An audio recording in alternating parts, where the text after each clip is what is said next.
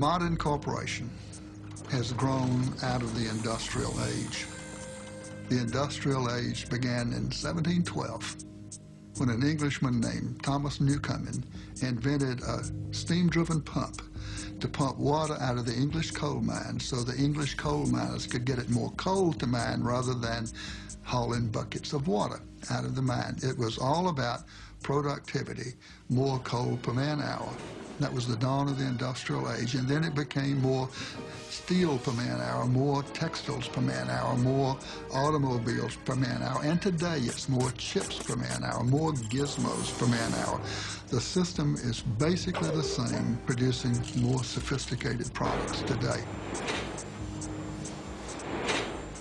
The dominant role of corporations in our lives is essentially a product of roughly the past century. Corporations were originally associations of people who were chartered by a state to perform some particular function, like a group of people want to build a bridge over the Charles River or something like that. There were very few chartered corporations in early United States history. And the ones that existed had clear stipulations in their state-issued charters. How long they could operate, the amount of capitalization, what they made or did or maintained, a turnpike, whatever, was in their charter, and they didn't do anything else. They didn't own or couldn't own another corporation. Their shareholders were liable, and so on. In both the law and the culture, the corporation was considered a subordinate entity that was a gift from the people in order to serve the public good. So you have that history, and we shouldn't be misled by it. It's not as if those were the halcyon days when all corporations served the public trust, but there's a lot to learn from that.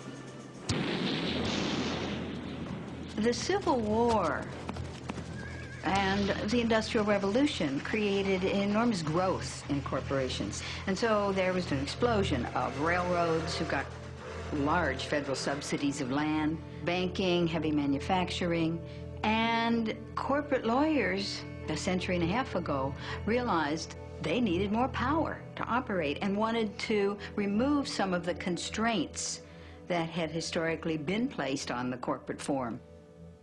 The 14th Amendment was passed at the end of the Civil War to give equal rights to black people. And therefore, it said no state can deprive any person of life, liberty, or property without due process of law. And that was intended to prevent the states from taking away life, liberty, or property from black people, as they had done for so much of our history. And what happens is the corporations come into court, and corporation lawyers are very clever, and they say, oh, you can't deprive a person of life, liberty, or property. We are a person. A corporation is a person. And the Supreme Court goes along with that. And what was particularly grotesque about this was that the 14th Amendment was passed to protect newly freed slaves. So, for instance, between 1890 and 1910, there were 307 cases brought before the court under the 14th Amendment. 288 of these brought by corporations, 19 by African Americans.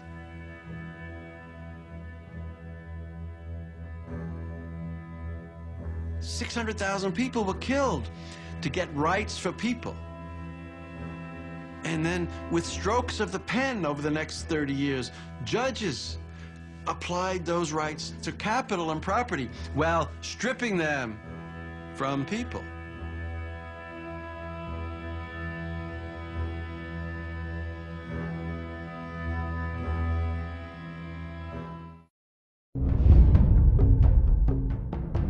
Canada's most popular documentary, The Corporation, now on DVD. More than 8 hours of extras on 2 discs, commentaries, the making of, deleted scenes, and more. 165 new interview clips on 23 topics, with related web links and strategies for change.